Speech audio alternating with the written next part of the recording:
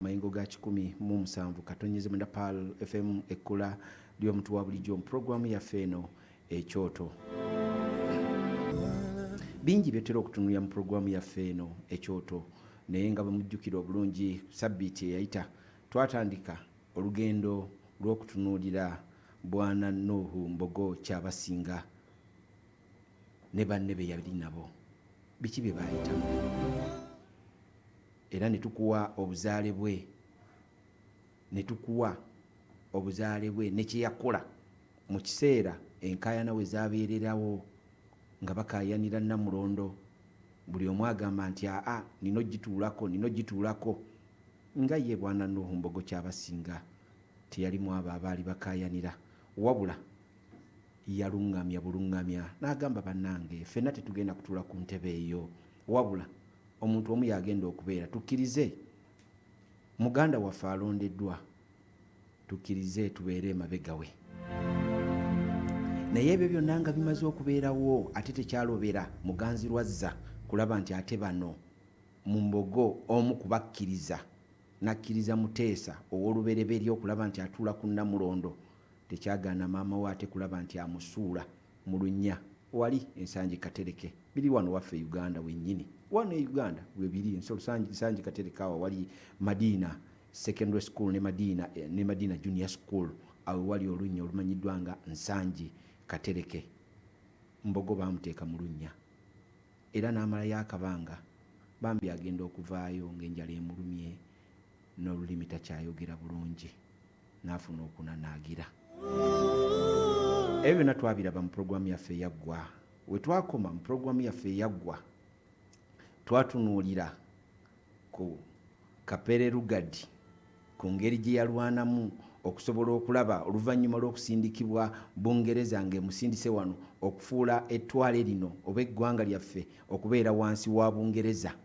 Jjukira mu biseera ebyo Abafalansa baali bamaze okujja wano. Abafalansa bwe bajja nabo baali baagala kutwala Uganda tubeere wansi wa Bufalansa, era nga baleese eddiini yaabwe ng'ekwajja. Jjukira nti eddiini y'Obusiraamu yo yali yajja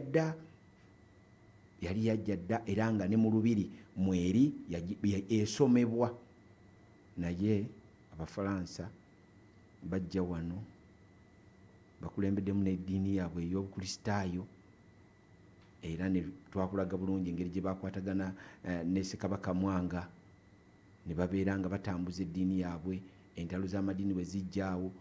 Twakoma ku nsonga y'ebibinja ebyali ebina ebyaliwo. Abafalansa Abakristaayo balina ekibinja kyabwe, abo badduse ne Mwanga. Ne tukulaga Abasiraamu bo badduka n'Embogo ne Ssekabaka Kalema, Allah amusonyiwe ebyamusobako. Bano Abakatuliki bo ne basigala, Abakatuliki be baali Abangereza nga bali wansi wa Kapere Lugadi ye talina mulangira, talina kabaka yenna. Waliwo n'ekibinja ekirala eky'abavubuka be baayitanga abanywi b'enjaga.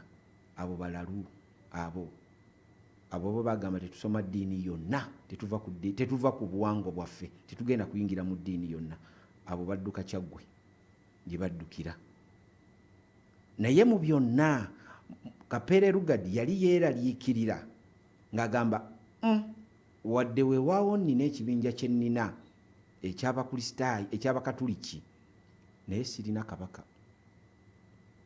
Abafalansa Abakristaayo bo baali balina ekibinja kyabwe nga bakulemberwa Ssekabaka Mwanga, ate bo Abasiraamu nga nabo balina ekibinja kyabwe nga bakulemberwa Nuhu Mbogo, era nga nabo bali mu buwaŋŋanguse. Era Abasiraamu kwe baagumiranga ennyo ne baga kasita tulina kabaka, ffe tulina kabaka.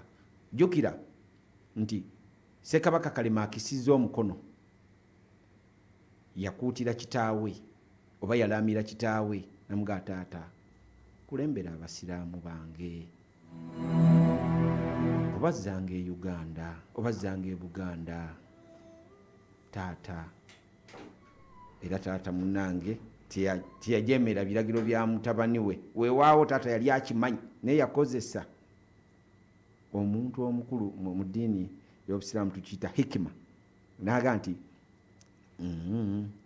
wadde nkimanyi nti omwana tasikira taata we naye kino kankikwate osanga abasiraamu bajja kugumira ku nze oba oli awo tunatuuka ku lyengedde era twalituukako kyova olaba oyitibwa Musa enkofiira ojambala mu kkooti nga tokubiddwa ku mukono ebisolo ffe tusala ate bali bwe basala ffe tetulya ate ffe we tusala bo balya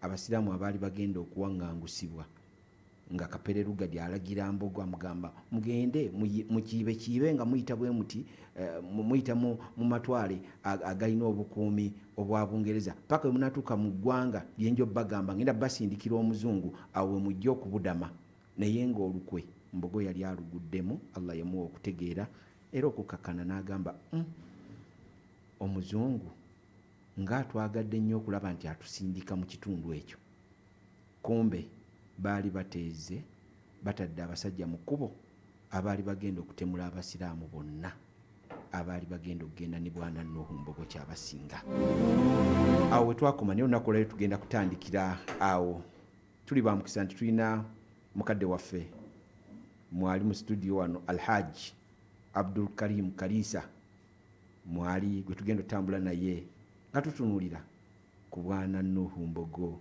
Kyabasinga. Haji njagala kusaba olamuse kubatuuliza.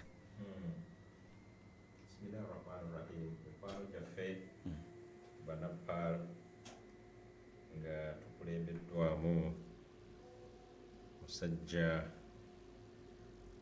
wa Ssaabasajja musajja wa Mbogo ali mu biru musajja yeewaayo naawe ku ssaawa eno ali ku Radio Pal mukirize baramuse n'ekiramuso nti assalamu alaikum wa rahmatullahi wa barakatuh. Wa alaikum assalam wa rahmatullahi wa barakatuh.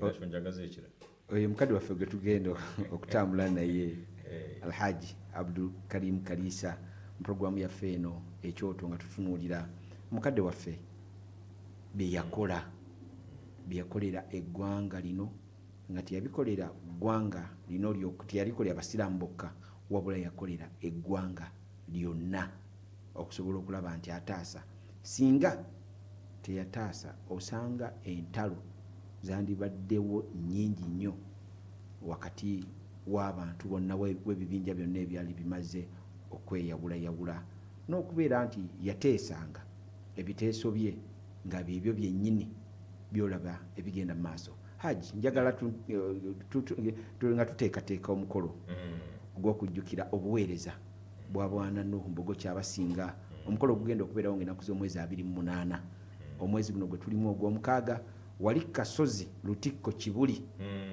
essaawa 3 zikusange nga gwe watuuse dda ennaku z'omwezi 28 olunaku lugenda kubeera lwa Sande tugenda kubeera Kasozi Kibuli nga tujjukira obuweereza bwa bwana Nuhu Mbogo Kyabasinga. Haji njagala tutunulye ku muzira w'obusiraamu ono ne banne be yali nabo. Omuzira w'obusiraamu alhamdulillahi rabbil alamin. Bwana Ali, naam, tusaba abantu ababafaanana Allah batukuumire. Allahumma amin.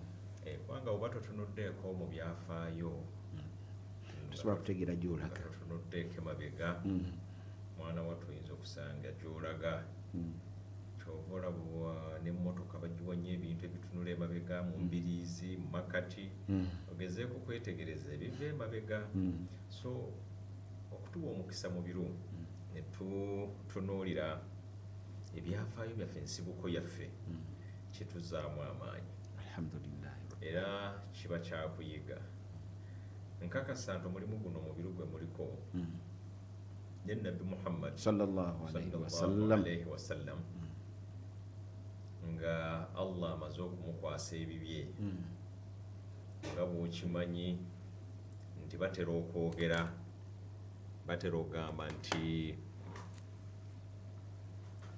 teyasoma bw'oddanga mukulu omuntu agamba nti Nabbi Muhammad teyasoma okwatanga ejjinja n'omukuba ku mutwe nze agenda okufuuka looyawo kubanga kakati ampuliriza njagala mu reasoning from today taddanga mu kukyogera era bawulira omuntu ng'akyogedde aba yeetaaga okuddamu okumunoonyerezaako.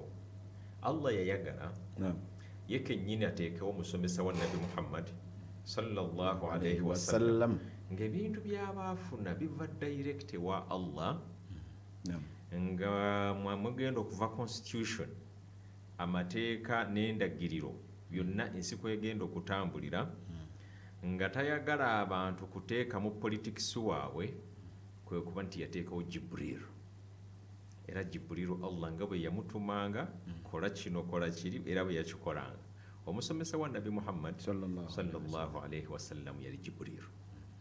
Basoma mu Ramadhani ne basoma ekiro najja era bana baakava e Madina ababadde mu hijja Allah n'amuwa omukisa n'aba ng'ali naffe wano ku radio ayinza okujjukira omu mu bakulembeze be ng'amulaga omulyango gwe bayita Babu Salam era balina okuba nga baabagamba nti awo Jibuliru yayitangawo nnyo ng'agenda eri omubaka so nga kikulaga nti ye omusomesa we direct kuva wa Allah owulidde kubanga mu biruba ogenda mu kiraaso natandika okusomesa ebyafaayo ticha agenda oluusi n'akwatako ne mu nsawo n'adda mu maaso n'atandika okulizoninga ebintu oluusi brain ye nga bwekola ki nga bwe beegamba kyova olaba tusobola okukayanira mu hadithi hadithi ne bazikayaniramu eno ntuufu eno si ntuufu eno yajogera yeebase wano areportinze hadithi eno tuuse mu makati wano kirabika ono yali munafu eno hadithi tuginafuyiza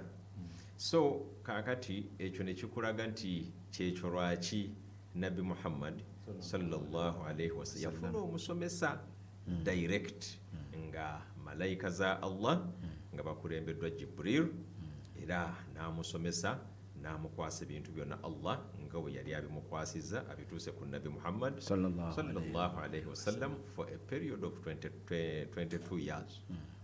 Kakati wano lwaki nkaleese njagala okusika emabega nti Nabi Muhammad sallallahu alayhi wasallam Jibril yali asobola okumusomesa ebyo byaliko n'abantu be naffe neeyo mu maaso neeyo gye tulaga naye bw'aba nga Jibril yadde eri ku Adam Nabi Adam n'abuulira Nabi Muhammad Nabi Adam najjira ddala alayhi salaamu najja n'amubuulira ba Idris ba Ibrahim n'amuyitiramu ebyo byonna agezaako kumulaga emabega nti Nabi Muhammad sallallahu alayhi wasallam bino byoliko waliwo ate abalala baakola ki wabula gwe tukuleesa oli wanjawulo oli wansi yonna kola omulimu gwo so kakati Sebo Ali ne tiimu yo nesozi n'abalala bwe muba muvuddeyo ne mugamba nti kino ekiseera tukiwaddeyo tutunuleko ku byafaayo by'obusiraamu ate bw'oba oyogera ku byafaayo by'obusiraamu bwa Uganda at least nzijjukira lumu Dr. Anas Kalisa yali asomesa ekibuli in fact twali ku mukolo gwa mbuga Badru Kakungulu n'agamba nti obusiraamu nti abantu bajja kuzuukira mu bibinja nga balina ba imaamu baabwe balina bakulembeze baabwe n'agamba nti ffe tetumanyi naye nze ndaba abantu ba Uganda bayinza okuvaayo nga bali mabega wa Nuhu Mbogo oba basiraamu ba Uganda bayinza okuvaayo nga bali mabega wa Badru Kakungulu oba basiraamu ba Uganda basobola okuvaayo nga in fact nayongerako n'owokusatu Dada Amini ganga agezaako okulaga nti tujja kuva mu bibinja so oba oyogera ku byafaayo by'obusiraamu Uganda bisentalinga ku nnyumba ya bwana Nuhu Mbogo Kyabasinga mu biru mwebale okutegeeza eggwanga lino era ne tusaba nange bwe tutandika programu yaffe okulaba nti tufaayo nnyo okujjukiza abantu nti tutera nnyo bagamba nti insha Allah olunaku ennaku z'omwezi nga 28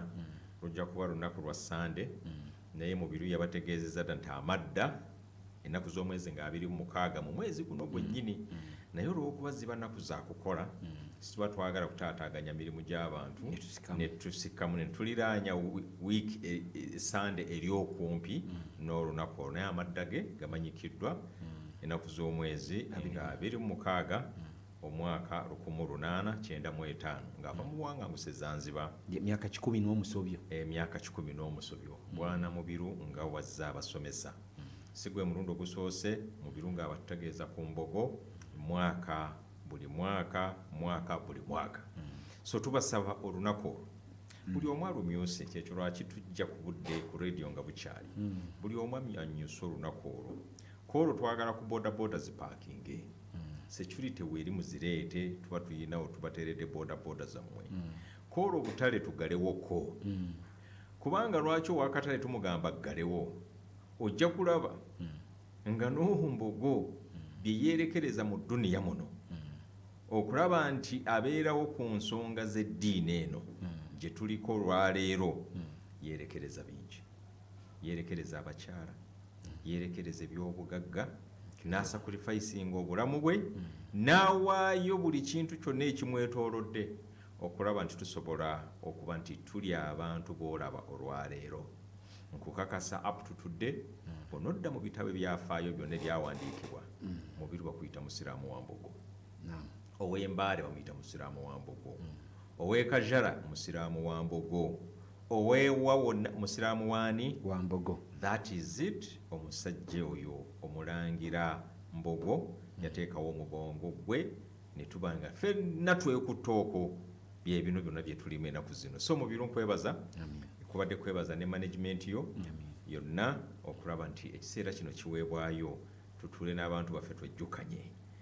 Nga be nakusabye Mubiru nakugambye nti ye Mbogo abantu bamusomye, ate tujja kugenda mu maaso tubasomesa Embogo. Mbogo tasobola kuggwaayo. Era njagala ogenda eri Sozi ne management ye nye Bwana Masumbuko ne kuno mulayi takyasika mpale zigira zigwa nyweza omusipi teguli muti guguno ngulina aitonyweza musipi bonna obategeezeeko nti insha Allah omukolo ne bugunaabanga guwedde kadoozi kaffe ke tuteeseteese nga tekanaggwa ffe tulidde okusigala nga tukola ki kubanga Mbogo tukitegeeza mukolo. Mbogo means our daily lives kubanga basajja bano batukolera foundation. Kakati njagala ku luno omulundi guno Mbogo tumutunuulire nga tugezaako okuba torch nga tutunuulira obulamu bwa Mbogo nga tubufunamu ekyokuyiga ffe abaleero bye yayitamu okusoomozebwa kwe yayitamu. Webale nnyo. Ki kye tufunamu nga ffe? Ki kye tufunamu byakuyiga ki bye tufuna mu kusoomoozebwa kwa Bwana Nuhu Mbogo. Kubanga bwe tuba twogera okusoomoozebwa benki oyinza okulowooza nti kaakati bw'oba olaba kansooke mbaweeyo kamu nga tutandika. Olaba nga Bwana Nuhu Mbogo omusikaawe yasigala mu bigere, Omulangira Bwana Badiru Kakungulu Wasajja eyasigala mu bigere bye. Mbogo yafa mu 1921 1921. Mbogo Allah n'amujjulula. Prince Badiru Kakungulu eyasigala nga akumaakuma obusiraamu ate ebiseera ebyo oyogettako n'Obuganda nga wa myaka 14 years. Afiiridde ku myaka meka mu birayiro kubanga yabategeeza nti Mbogo yazaalibwa mu 1835 1835 around there. Kati bw'obalanga yafa mu 21 ng'olaba yali atambuddeko emyaka giri mu 78 naaba nga alekawo omwana wa myaka 14 kikulaga nti yabeeranga mu dduka deeno bamusudde mu lunnya bagenda kumutta kiki ekiri eno kiki ekiri eri, which means nga ye akulembeza community na ddiini ye ebisigadde ne bijja luvannyuma. So mu bulamu bwa Mbogo tugenda kubutunuulira zijja kuba nnyingo 15. We tunaazimalira ezo ennyingo 15 tujja kuba nga Mbogo abantu balina kyebongeddeko okumumanya, naye this time twagala nnyo okukuba ebifaananyi. Era bwana tujja kujjanga gunda sooka tuyisizemu mu katabo kafaako kagoba Bwana Ali, then eddakiika endala tudde mu bifaananyi byaffe tujjemu ebyokuyiga mu bulamu bwa Bwana Nuhu Mbogo kubanga kikulu nnyo. Ekisookera ddala Bwana Mubiru bw'onooba ontadde ekisookera ekisookera ddala obukkiriza bwa Bwana Nuhu Mbogo n'okunywerera ku mazima. Obukkiriza bwa Mbogo n'okunywerera ku mazima. Bw'otunuulira ebyafaayo bya bwana Nuhu Mbogo olinako okoonyawo ng'ogezaako kuwa abantu ka background. Biki ebyo baaliko n'olaba nti y'omu eyasituka naawe ekiteeso kubanga abalangira abasuuna kabaka Suuna abalangira bokka bali mu 10 meka? 200. Bali mu 200. Ne bagamba nti those that were capable abaali basobola abasobola okufuuka kabaka ono ne bamutuuza mu Namulondo nga afuukirawo kabaka baali 200 baali 200. Baatula mu conference balabe nti Namulondo tebeererawo n'abakulu abaaliwo abakulira ebika abakulira ki abalangira ne batuula era meeting yali nkambwe nnyo. Ono aleeta kino mwaba ebibiri buli omu nga yeeyagaliza ng'ayagala beere kabaka. Naawe era kyandikutuuseeko naye omuntu yasituka n'ayogera ne watabeera waddamu ekigambo oluvannyuma lw'okuteesa kwa Mbogo. Yagamba nti nga bwe tuli wano ffenna tetugenda kufuuka bakabaka. Nze ndaba Muteesa yimirira bakutunuulire ono yagenda otukulembera. Kati ate baali balaba nga Mbogo alina naye ebisaanyizo eby'amaanyi era bangi abaali bawaddeyo erinnya lye. Kati okuvaayo n'akoona ku Muteesa buli omu yakkiriza era okuteesa bwe kwakoma ne bamusitula ne bamuteeka mu ki kwegamba ogenda okulaba the patience buli omu yeeyagaliza era lwaki olukiiko lwawanvuwa nnyo ne luvaamu ebiwanvu buli omu ng'ayagala. Kaakati bwe kuba nga mulimu okwagaliza nkakasa okuba nti mu butuufu obukkiriza n'amazima googerwa mu kiseera ekisinga okuba ekizibu. Abamu batera okugamba nti faith and conviction weyagala okiteeka mu Luzungu, faith and conviction. Omuntu n'aba ng'akwegamba alina obukkiriza muli nga bumumalira ate bw'obanga omaze okufuna obukkiriza obukumalira n'otegeera Katonda wo ku level gye baaliko. Jjukira baali bakyali n'Abawarabu bano bamivule baani bano abajjo wano basemakula bazze bajjo wano eri nga bakyali n'Abawarabu. Abawarabu boogera Oluwarabu bano boogera Luganda. Bagatta bugasi ne bakola sayinizi obusiraamu ne bukola ki naye obukkiriza obwo bwe yaliko kyekitera okwewuunyisa abantu. Kati mu biruwe njagala okuba etooki mu kaseera kano kaakati kuba akafaananyi waliwo okulonda okugenda mu maaso. Twagala kulonda omukulembeze w'obusiraamu ng'okubaddewo kwakagwa okw'obusiraamu. Kati mba njagala buli omu akubemu ttooki tuwe credit abantu bano ate saagala tubawe buwi credit twagala tubafunemu ebyokuyiga nti kisoboka. Bwe tuba twogera nnyo ku byafaayo by'obusiraamu tubeera ku basahaba ba Nabi Muhammad sallallahu alayhi wasallam. Awulidde betubeerako. Kati bwe twogera conviction ya Mbogo jjukira wano nga bagambye Abubakari tukulembere mundeke, Umaru tukulembere nti kwegamba ogenda okulaba buli gwe bakoonako buli omu akoona ku munne. Nze ndaba ono ye yanditusinzeeko. So eyo conviction of faith obukkiriza obwo obutuusa omuntu ku level eyo Mbogo yali abulina mu biseera ebizibu. Kyokanga eddiini yakagiyingira baalwawo okumukomola. Teyagamba tajja kukomolwa nga Muteesa si muki ate Muteesa akalombolombo ka Buganda tekamukkiriza kuyiwa musaayi. Abawarabu ne bagamba katugumiraawo era kaavaamu eyo mu biru gy'alaga mujja kuzuula ebizibu ebyava muki obutakomolerwa. So omusajja n'agumiikiriza. Kyenjagala ekyo tufunemu ekyokuyiga nti ku bukulembeze bwonna at the level of eros bwe tuba twogera saagala mutunulire entebe y'obwa mufuti saagala mutunulire secretary general bwe tunuulira level gy'oliko ku bwerosi 1 ku bwa imaamu ku bukulembeze bw'essomero ku bukulembeze bw'ekitundu ku bukulembeze bwa kampuni association. Saagala mubeere nga mucentralizinga ku muntu omu. Omuntu omusi oyo look where you are ekisinza okutta abantu mu ggwanga lyaffe bwana Mubiru abantu kuva kye basaanidde okutunuulira n'okukola ne beeteeka mu bitabakwatako.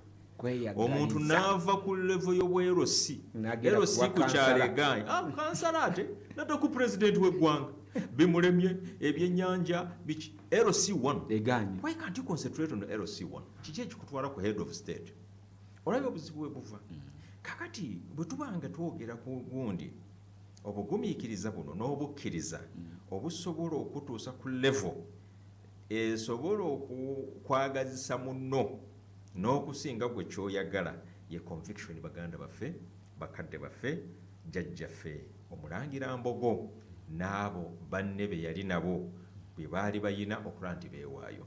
So kati ekyokuyiga kye njagala bwatuwuliriza saagala bwe tuba twogera amangu ago odduka ogende ku minisita gundi, amangu ago ogende ku komishona gundi, amangu ago ogende ku RDC gundi. La tunula gwe wooli bw'oba levo gy'oliko mwolwanira ebintu bye biri ku levo ya RDC mw'oba otunuulira. Bw'oba oli ku kyalo tunulira levo yo y'ekyalo. Oyinza kuba yogenze wala mugambe sako yammwe gye muyina etereka ensimbi gy'oba otunuulira olabe ddala gwe osobola okubeera owa finance oba osobola okubeera omukulembeze wa sake kati woogwa oba osobola bwa mobilizer genda mu bwa mobilizer. Era ekisako ekyo kijja kuggwa olw'okuba kati waliwo abantu abalwanira buli omu kola ki bakatandika buli omu ng'akeegaana kati bagenza okulaba nga bu savings buwezeeko kati buli omu ayagala kufuuka chairman buli omu ayagala kufuuka treasurer. See the competent people, mulabe abantu abasobola okubasaavinga. Abantu tebenkanankana buli omu alina kyasingako munne. Naye bwe tunaakulembeza okwagala kwaffe nga kwe tukulembeza ebigendererwa by'abantu n'ebintu ne tubivaako khasara awo tugenze kakati nyingo yaffe esooka mu biru jaziyita mu bufunze okulaba nti abantu abo balina obukkiriza ng'obukkiriza obwo n'obugumiikiriza nga n'okwerekereza nga bye bibatuusizza era ge maloboozi g'owulira essaawa eno n'eyo nkofiira gy'etakuva ku mutwe mu biru ne bobeera mu kooti eza Lukwago wawonna nkulaba bonna bonna baaziggyeko eyo tekola ki yange tebaako Mbogo yatulwanirira. Bw'oba tolina kibuuzo ky'obuuza mu biru nze ngenze ku nnyingo ey'okubiri. Njagala tugende ku nnyingo ey'okubiri. Ey'okubiri bwana mu biru okwewaayo kwa bwana Nuhu Mbogo ku lw'ensonga ennene eri abantu. Ensonga ennene eziri eri abantu yazitunuuliranga nnyo okusinga bino ebya bulijjo ng'atunuulira ensonga ennene buno obutonotono buno butwetoolodde ng'omukulembeze bwana Nuhu Mbogo nga tabitunuulira ng'asobola okujja ngenda kuwayo ekyokulabirako era mu maaso ojja bituukako. Bwana Nuhu Mbogo okutunuulira ensonga ennene kansooke mpeeyo example emu eya Buganda. Ebitabo byonna history bijja kulaga nti singa si bwana Nuhu Mbogo Allah ng'ayisiza mu Mbogo oyo n'okutuusa olwaleero bandibadde bateeka wano Namulondo Ssaabasajja wagenda okutuula ne bateeka entebe ya Katikkiro wali entebe nga 3 nga tatuula eri yekka nga bamutuula bbali. Ekyo bwana Nuhu Mbogo nga regents bali abasatu tuddayo eri ku Chwa nga mwana muto nga balina okuba nga batuula tetujja kudda nnyo mu details ebyafaayo Ssekabaka Chwa kaakati nga we batuula Mbogo naani regents ndoza bali basatu babana naye kati Mbogo atuuse ekiseera agenda okulaba nga kabaka akuze ali mu 18 years asobola okwesalirawo naye ebbanga lye bamala nga batuula naye wano ku podium baba balina engeri gye bamukakkanya n'okumunafuya. Bano baali basajja banene bakatikkiro baani bagenda okujja okutuuka ku mukolo omuteekateeke ogwa Buganda. Mbogo nga yatuuse dda yalagidde dda entebe zonna neye bagiggyeyo wasigadde yakabako n'agamba nti kuva n'olwaleero basajja mmwe mbagambye kabaka kati yeetengerera asobola okusalawo ensonga ze nga tetuliiwo. Bali banyiiga nnyo naye yali alina special respect. Kati jjukira bw'oba otunuulidde kabaka Chwa abeera muzzukulu wa Mbogo olw'okuba Muteesa muganda we Kabaka Muteesa 1 yazaala Mwanga n'azaala ani kati Mwanga yali ku level ya Badru Kakungulo Mulangira bali ku level emu bwe tudda ku tree bwe tuti ye level emu kaakati ono Ssekabaka Chwa awo kati level gy'aliko kati Mbogo yalengeranga nnyo ekintu ekigasa community ne mu maaso up to today awo wandibadde wabeerawo entebe nnya mu maaso neya Kabaka ngezeegaseemu. Who did that was Mbogo. Nga bwe yakola ku muganda waleeta ekiteeso yatunuulira ekintu ekigazi nga tuva ku nsonga eyo tudde ne waffe twekubemu ebifaananyi. Jjukira tuli wano tuli kumpi n'olusozi tuli wano Old Kampala ku radio yaffe Paalo otambuzawo bigere n'otuuka ku Supreme Council. Awo wali Supreme Council we wali amaka ga Kapere Lugati bakomyewo bavudde eyo gye bavudde mu buwaŋŋanguse Mwekizayire Kijungute kati bwajja Mwanga yamuteeka mu lubiri lwe. Lwaki ayagala mu monitoringa ategeere ayogera naani baani abamukyalira era ogenda okuyingira wa Kapere Lugati osooka kuyita ku geete ez'embwa nga 3 n'otandika ez'ab'amagye nga 4 ogenda okuyingira mu lubiri lwe n'osembe ab'emmundu n'ab'emmundu bebasembayo bambadde kaki.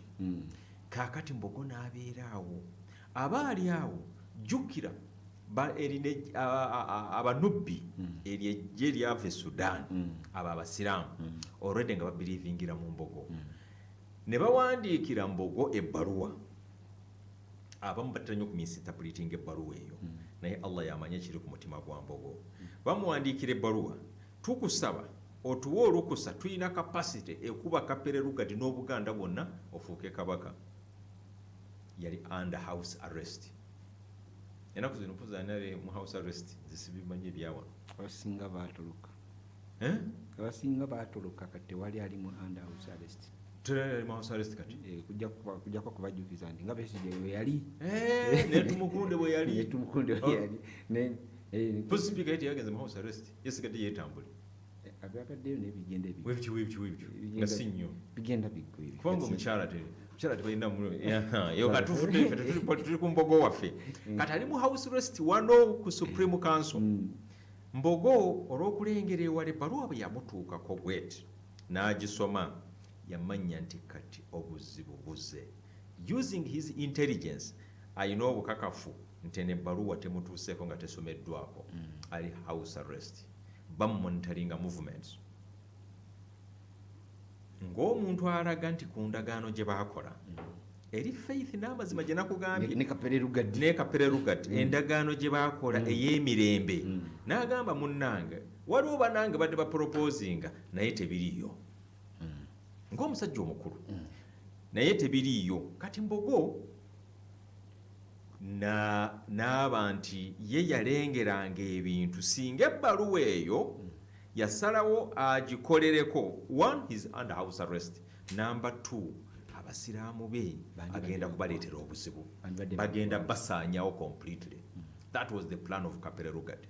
Kakati ng'omusajja alengera ewala n'aba ng'ensonga eyo yakola ki yagivaako n'era n'amutegeeza nti munnange waliwo okusabibwa kuno naye bannange mbawadde advice bakakkane tubeere wansi wa Mwanga ffenna tubeere mu bukulembeze bwani Mwanga. Jjukira amadda ge ng'amaze endagaano ezo zonna ziwabategeezezaako ez'emwerezaawa amaze okutuuka wano mu Buganda awummuddemu ssaawa ntono yakwata Wango n'abasiraamu bonna ne bamatching. It was the biggest match gye boogerako in the history of Buganda mu biseera bye yali ebaddewo. Bonna nabagenda n'abatwalira Mwanga n'agamba bano bonna bali wansiiwo bakoberezibwa n'eŋŋoma eno ey'obuyinza Kalema gye yamukwasa gye yagenda naye Kijungute n'agireeta n'akola ki. Wango is the coat of arm. Bw'oba ofuga nga Wango toyina ebintu ebiba tebiteredde. bakubira ekifaananyi president yabadde alayira gye bamuwa kati eno tulina ŋŋoma yaffe kati n'agikwata teyeebaka n'obukoowu bwonna n'akwata ekkubo n'agenda ewa Mwanga n'agimukwasa. That's the visionary leader. ayagala ebintu bikole ki naye ebyo byonna Mbogo abikola lwaki la ilaha illallah Muhammadur rasulullah kyekyo kitusabisa abantu nti ennaku z'omwezi 28 bw'otukola obubikola n'oga nti oli bize nnyo omudaala togenda kuguggalawo kwolwo ffena tulinnyo olusozi oba otukoze bubi so mukadde wange bwana mubiru ensonga eyo okwewaayo ku lw'ensonga ennene ne yeerekereza ebitono ebibye ne yeewaayo ekigambo ekyo yennyingo yaffe ey'okubiri Ajike njagala okugattirako awo njagala okugattirako ku ekyo era ku nsonga y'okwewaayo laba bwe yali ateesa ne Kapere Lugadi okuteesa okusookera ddala Kapere Lugadi ayagala abasiraamu banagamba senga abasiraamu bakozesa eryanyi ne bajja ne balumba mu abakatuliki bajja batta era bajja bawamba kuba balina abasirikale ate ejje ekkugu eryali limanyi okulwana n'agamba naye munzikirize sooke njoge